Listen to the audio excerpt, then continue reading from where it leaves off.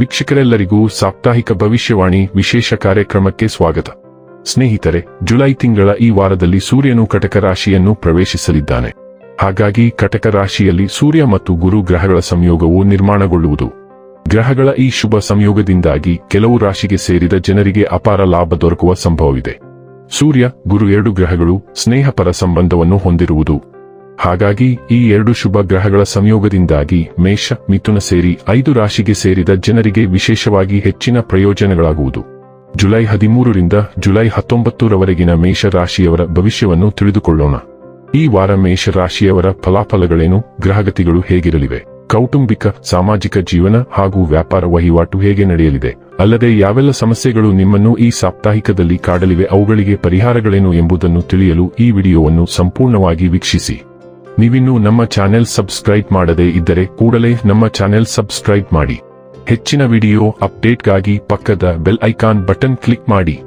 ಸ್ನೇಹಿತರೆ, ಮೇಷ ರಾಶಿಯ ಅಧಿಪತಿಯಾದ ಮಂಗಳನು ನಿಮ್ಮ ಜಾತಕದ 2ನೇ ಮನೆಯಲ್ಲಿ ಚಲಿಸಲಿದ್ದಾನೆ. ಹಾಗೆ ಶುಕ್ರನು 5ನೇ ಮನೆಯಲ್ಲಿ ಚಲಿಸುವನು ಮತ್ತು ಸೂರ್ಯನು 4ನೇ ಮನೆಯಲ್ಲಿ ಗುರುವಿನೊಂದಿಗೆ ತನ್ನ ಸಂಚಾರವನ್ನು ಮಾಡಲಿದ್ದಾನೆ. ಇದರಿಂದಾಗಿ ಮೇಷರಾಶಿಗೆ ಸೇರಿದ ಜನರು ವೃತ್ತಿ ಮತ್ತು ವ್ಯವಹಾರಕ್ಕೆ ಸಂಬಂಧಿಸಿದಂತೆ ಸಾಕಷ್ಟು ಪ್ರಗತಿಯನ್ನು ಗಳಿಸಲು ಸಾಧ್ಯವಾಗುವುದು. ಈ ವಾರ ನೀವು ಧನ ಸಂಪತ್ತನ್ನು ಉಳಿತಾಯ ಮಾಡಲು ಹೆಚ್ಚಿನ ಅನುಕೂಲಗಳನ್ನು ಗಳಿಸುವಿರಿ. ವಾರದ ಆರಂಭದಲ್ಲಿ ಯಾವುದಾದರೂ ವ್ಯಾಪಾರವನ್ನು ಶುರು ಮಾಡಲು ಹೂಡಿಕೆಯನ್ನು ಮಾಡುವುದರಿಂದ ಸಾಕಷ್ಟು ಪ್ರಯೋಜನಗಳಾಗುವುದು. ಈ ಸಮಯದಲ್ಲಿ ನಿಮ್ಮ ಕೆಲಸಕ್ಕೆ ಸಂಬಂಧಿಸಿದಂತೆ ಆದಾಯದಲ್ಲಿ ಅಪಾರ ಹೆಚ್ಚಳವಾಗುವ ಸಂಭವವಿದೆ. ಹಾಗೆ ವಿದೇಶದಿಂದ ಹೆಚ್ಚಿನ ಲಾಭವನ್ನು ಗಳಿಸುವಿರಿ. ಶಿಕ್ಷಣಕ್ಕೆ ಸಂಬಂಧಿಸಿದ ಕ್ಷೇತ್ರದಲ್ಲಿ ಈ ವಾರ ನಿಮಗೆ ಯಶಸ್ಸು ದೊರಕುವುದು. ಹಾಗೆ ನಿಮ್ಮ ಪ್ರೇಮ ಸಂಬಂಧ ಇನ್ನಷ್ಟು ಬಲಗೊಳ್ಳುವುದು. ಈ ಸಂದರ್ಭದಲ್ಲಿ ದೀರ್ಘಕಾಲೀನ ಹೂಡಿಕೆಗಳಿಂದ ಅಪಾರ ಪ್ರಯೋಜನಗಳಾಗಲಿದೆ. ನಿಮ್ಮ ಚಂದ್ರ ರಾಶಿಯ 4ನೇ ಮನೆಯಲ್ಲಿ ಗುರು ಗ್ರಹವು ಸ್ಥಿತನಾಗಿರುತ್ತಾನೆ. ಹೀಗಿರುವಾಗ ಒಂದು ವೇಳೆ ನೀವು ಆಸಿಡಿಟಿ, ಜೀರ್ಣಕ್ರಿಯೆಯ ತೊಂದರೆ ಮತ್ತು ಸಂಧಿವಾತದಂತಹ ಕಾಯಿಲೆಗಳಿಂದ ಬಳಲುತ್ತಿದ್ದರೆ ಈ ವಾರ ನಿಮಗೆ ಈ ರೋಗಗಳಿಂದ ಸ್ವಲ್ಪ ಪರಿಹಾರ ಸಿಗುವ ಸಾಧ್ಯತೆಗಳಿವೆ. ಆದಾಗ್ಯೂ ಕಾಲಕಾಲಕ್ಕೆ ಬರುವ ನೆಗಡಿ, ಕೆಮ್ಮಿನಂತಹ ಸಣ್ಣ ಪುಟ್ಟ ಸಮಸ್ಯೆಗಳಿಂದ ನಿಮ್ಮನ್ನು ನೀವು ರಕ್ಷಿಸಿಕೊಳ್ಳಲು ಸಲಹೆ ನೀಡಲಾಗುತ್ತದೆ. ಈ ವಾರ ಹಣ ಹೂಡಿಕೆಗೆ ಉತ್ತಮವಾಗಿರುತ್ತದೆ. ಆದರೆ ನೀವು ಯಾವುದೇ ಹೊಸ ವಾಹನ ಅಥವಾ ಮನೆಯನ್ನು ಖರೀದಿಸಲು ಯೋಚಿಸುತ್ತಿದ್ದರೆ ಹಿರಿಯರ ಸೂಕ್ತ ಸಲಹೆಯ ಮೇರೆಗೆ ಹೂಡಿಕೆ ಮಾಡುವುದು ಅಗತ್ಯವಾಗಿರುತ್ತದೆ. ಈ ವಾರ ನೀವು ಕೌಟುಂಬಿಕ ಶಾಂತಿಯನ್ನು ಕಾಪಾಡಿಕೊಳ್ಳಲು ಮತ್ತು ಸದಸ್ಯರೊಂದಿಗೆ ನಿಮ್ಮ ಸಂಬಂಧವನ್ನು ಸುಧಾರಿಸಲು ಹೆಚ್ಚುವರಿ ಪ್ರಯತ್ನಗಳನ್ನು ಮಾಡುತ್ತೀರಿ. ಆದರೆ ಹಾಗಿದ್ದು ನಿಮಗೆ ಸದಸ್ಯರಿಂದ ಅಗತ್ಯ ಬೆಂಬಲ ಸಿಗುವುದಿಲ್ಲ. ಆದ್ದರಿಂದ ಈ ಸಮಯದಲ್ಲಿ ನೀವು ಯಾವುದೇ ಅನುಭವಿ ವ್ಯಕ್ತಿಯೊಂದಿಗೆ ಈ ಸಮಸ್ಯೆಯ ಬಗ್ಗೆ ಮಾತನಾಡಬೇಕು. ಈ ವಾರ ವ್ಯಾಪಾರಿಗಳು ತಮ್ಮ ಗುರಿಗಳನ್ನು ಸಾಧಿಸಲು ದೊಡ್ಡ ನಿರ್ಧಾರವನ್ನು ತೆಗೆದುಕೊಳ್ಳಬೇಕಾಗಬಹುದು, ಏಕೆಂದರೆ ಶನಿ ದೇವನು ನಿಮ್ಮ ಚಂದ್ರ ರಾಶಿಯ 12ನೇ ಮನೆಯಲ್ಲಿ ವಿರಾಜಮಾನನಾಗಿರುತ್ತಾನೆ. ಆದಾಗ್ಯೂ ಈ ವಾರ ಯಾವುದೇ ರೀತಿಯ ನಿರ್ಧಾರವನ್ನು ತೆಗೆದುಕೊಳ್ಳುವಾಗ ನಿಮ್ಮ ಅಹಂಕಾರವನ್ನು ಮಧ್ಯೆ ತರಬೇಡಿ. ಅಲ್ಲದೆ ಅಗತ್ಯವಿದ್ದಾಗ ನಿಮ್ಮ ಕಿರಿಯ ಸಹೋದ್ಯೋಗಿಗಳಿಂದ ಸಹಾಯ ಪಡೆಯಿರಿ ಮತ್ತು ಅವರ ಆಲೋಚನೆಗಳು ಹಾಗೂ ಸಲಹೆಗಳನ್ನು ಗಮನಿಸಿ. ಶಿಕ್ಷಣ ಕ್ಷೇತ್ರದಲ್ಲಿ ನೀವು ನಿರೀಕ್ಷೆಗಿಂತ ಉತ್ತಮವಾಗಿ ಪ್ರದರ್ಶನ ನೀಡುತ್ತೀರಿ ಮತ್ತು ಈ ಅವಧಿಯು ನಿಮ್ಮ ಜೀವನದಲ್ಲಿ ಮುನ್ನಡೆಯಲು ಹಾದಿಯನ್ನು ಸುಗಮಗೊಳಿಸುತ್ತದೆ.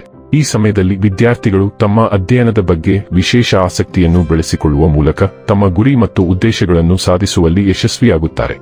ಮಂಗಳ ಮಿಥುನ ರಾಶಿಯಲ್ಲಿ ಚಲಿಸುತ್ತಿರುವುದರಿಂದ ಸಂಭಾಷಣೆಗಳು, ಸಂದೇಶಗಳು ಮತ್ತು ಅಲ್ಪದೂರ ಪ್ರಯಾಣದ ಭರಾಟೆ ಇರುತ್ತದೆ. ಒಂದು ಪ್ರಮುಖ ಫೋನ್ ಕರೆ ಬಾಕಿ ಇರುವ ಯೋಜನೆಯ ದಿಕ್ಕನ್ನು ಬದಲಾಯಿಸುತ್ತದೆ. ನೀವು ಕಾಗದ ಪತ್ರಗಳು, ಇಮೇಲ್ಗಳು ಅಥವಾ ವಿಳಂಬ ಮಾಡಲಾಗದ ಅಧಿಕೃತ ಸಂವಹನಗಳೊಂದಿಗೆ ವ್ಯವಹರಿಸಲು ಹೆಚ್ಚಿನ ಸಮಯವನ್ನು ಕಳೆಯುತ್ತೀರಿ. ಒಡಹುಟ್ಟಿದವರು, ಸಂಬಂಧಿ ಅಥವಾ ಸ್ನೇಹಿತರಿಂದ ನಿಮಗೆ ನವೀಕರಣ ಸಿಗುತ್ತದೆ. ಸಣ್ಣ ಪ್ರಯಾಣಗಳು ಇರುತ್ತವೆ, ಆದರೆ ವಿಳಂಬಕ್ಕೂ ಬದಲಾವಣೆಗಳಿವೆ. ಹಲವಾರು ವಾರಗಳಿಂದ ಬಾಕಿ ಇರುವ ಬರವಣಿಗೆ, ಅರ್ಜಿ ಅಥವಾ ದಾಖಲಾತಿ ಕಾರ್ಯವನ್ನು ಸಹ ನೀವು ಪೂರ್ಣಗೊಳಿಸುತ್ತೀರಿ. ವಿಳಂಬವಾದ ಪ್ರತಿಕ್ರಿಯೆ ಅಂತಿಮವಾಗಿ ಬರುತ್ತದೆ ಮತ್ತು ನಿರೀಕ್ಷಿತ ನಿರ್ಧಾರವನ್ನು ಅಧಿಕೃತವಾಗಿ ದೃಢೀಕರಿಸುತ್ತದೆ. ಈ ವಾರದ ಅಮಾವಾಸ್ಯೆ ಕರ್ಕ ರಾಶಿಯಲ್ಲಿ ಉದಯಿಸುವುದರಿಂದ ನೀವು ಮನೆಯಲ್ಲಿ ಮಹತ್ವದ ಬೆಳವಣಿಗೆಗಳನ್ನು ನಿರೀಕ್ಷಿಸಬಹುದು. ಕುಟುಂಬ ಚರ್ಚೆಯು ಮನೆಯ ಜವಾಬ್ದಾರಿಗಳ ಬಗ್ಗೆ ಅಂತಿಮ ನಿರ್ಧಾರಕ್ಕೆ ಕಾರಣವಾಗುತ್ತದೆ. ನಿಮ್ಮ ವಾಸಸ್ಥಳವನ್ನು ಸಂಘಟಿಸಲು ಮತ್ತು ದುರಸ್ತಿ ಅಥವಾ ನಿರ್ವಹಣಾ ಕೆಲಸಗಳನ್ನು ನಿರ್ವಹಿಸಲು ನೀವು ಹೆಚ್ಚಿನ ಸಮಯವನ್ನು ಕಳೆಯುತ್ತೀರಿ. ಆಸ್ತಿ, ಬಾಡಿಗೆ ಅಥವಾ ವಸತಿ ವಿಷಯಕ್ಕೆ ಸಂಬಂಧಿಸಿದ ಸುದ್ದಿಗಳು ಅನಿರೀಕ್ಷಿತವಾಗಿ ಬರುತ್ತವೆ. ಅಮಾವಾಸ್ಯೆ ಹೊಸ ಬೆಳವಣಿಗೆಗಳನ್ನು ಸೂಚಿಸುತ್ತದೆ, ಆದ್ದರಿಂದ ನೀವು ಹೊಸ ಮನೆಗೆ ಸಂಬಂಧಿಸಿದ ಯೋಜನೆಗಳು ಅಥವಾ ಮನೆಯಲ್ಲಿ ಕೆಲವು ಕಾರ್ಯಗಳನ್ನು ನಿರೀಕ್ಷಿಸಬಹುದು.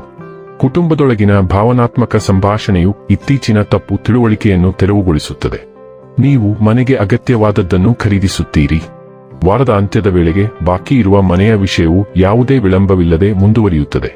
ಪ್ರೀತಿ ಮತ್ತು ಆಕರ್ಷಣೆಯ ಗ್ರಹವಾದ ಶುಕ್ರನು ತನಗೆ ಇಷ್ಟವಿಲ್ಲದ ರಾಶಿಗೆ ಪ್ರವೇಶಿಸಿದ್ದಾನೆ. ಅದು 6ನೇ ಮನೆ. ಆದ್ದರಿಂದ ನೀವು ಸಂಕೀರ್ಣವಾದ ಕೆಲಸಗಳನ್ನು ತೆಗೆದುಕೊಳ್ಳಬೇಕಾಗುತ್ತದೆ. ಪರೀಕ್ಷೆಗಳು, ಸಂದರ್ಶನಗಳು ಮತ್ತು ತಂಡದ ವಿಮರ್ಶೆಯಂತಹ ಕೆಲಸಕ್ಕೆ ಸಂಬಂಧಿಸಿದ ಕೆಲವು ಸ್ಪರ್ಧಾತ್ಮಕ ಕಾರ್ಯಕ್ರಮಗಳು ಇರುತ್ತವೆ. ನೀವು ಕಷ್ಟಪಟ್ಟು ಕೆಲಸ ಮಾಡಿದರೆ ನಿಮಗೆ ಉತ್ತಮ ವಿಮರ್ಶೆಗಳು ಮತ್ತು ಮೌಲ್ಯಮಾಪನಗಳು ಸಿಗುತ್ತವೆ. ಇಲ್ಲದಿದ್ದರೆ ಕೆಲಸದ ಸ್ಥಳದಲ್ಲಿ ಸಾಕಷ್ಟು ಒತ್ತಡವಿರುತ್ತದೆ. ಹೊಸ ಉದ್ಯೋಗವನ್ನು ಪಡೆಯುವ ಸಾಧ್ಯತೆಗಳಿರುವುದರಿಂದ ಇದು ಉದ್ಯೋಗಾಕಾಂಕ್ಷಿಗಳಿಗೆ ತುಂಬಾ ಒಳ್ಳೆಯ ಹಂತವಾಗಿದೆ. ಮೇಷರಾಶಿಯವರಿಗೆ ಸೂರ್ಯ, ಚಂದ್ರ ಮತ್ತು ಉದಯೋನ್ಮುಖ ಸ್ಥಳೀಯರಿಗೆ ಆರೋಗ್ಯಕ್ಕೆ ಸಂಬಂಧಿಸಿದ ಸಣ್ಣ ಪುಟ್ಟ ಕಾಳಜಿಗಳು ಇರುತ್ತವೆ ಮತ್ತು ಅವರು ಖಂಡಿತವಾಗಿಯೂ ತಮ್ಮ ಆರೋಗ್ಯವನ್ನು ನೋಡಿಕೊಳ್ಳುತ್ತಾರೆ. ಇನ್ನು ಕೊನೆಯದಾಗಿ ಮಾಡಿಕೊಳ್ಳಬೇಕಾದ ಉಪಾಯಗಳ ಕುರಿತು ನೋಡುವುದಾದರೆ, ಸೂರ್ಯಗ್ರಹವನ್ನು ಬಲಪಡಿಸಲು ಪ್ರತಿನಿತ್ಯ ಆದಿತ್ಯ ಹೃದಯ ಸ್ತೋತ್ರ ಅಥವಾ ಗಾಯತ್ರಿ ಮಂತ್ರವನ್ನು ಪಠಿಸಿ. ವೀಕ್ಷಕರೇ, ಇದಾಗಿತ್ತು ಮೇಷರಾಶಿಯ ಜಾತಕದವರ ಜುಲೈ 13ರಿಂದ ಜುಲೈ 19ರವರೆಗಿನ ಫಲದ ಮಾಹಿತಿ ಇಷ್ಟವಾದರೆ ವಿಡಿಯೋವನ್ನು ಲೈಕ್ ಮತ್ತು ಶೇರ್ ಮಾಡಿ. ಹಾಗೆ ಚಾನೆಲ್ ಸಬ್ಸ್ಕ್ರೈಬ್ ಮಾಡುವುದರ ಜೊತೆಗೆ ನಿರಂತರ ವಿಡಿಯೋ ಅಪ್ಡೇಟ್ಸ್ಗಳಿಗಾಗಿ ಪಕ್ಕದ ಬೆಲ್ ಐಕಾನ್ ಕ್ಲಿಕ್ ಮಾಡಿ.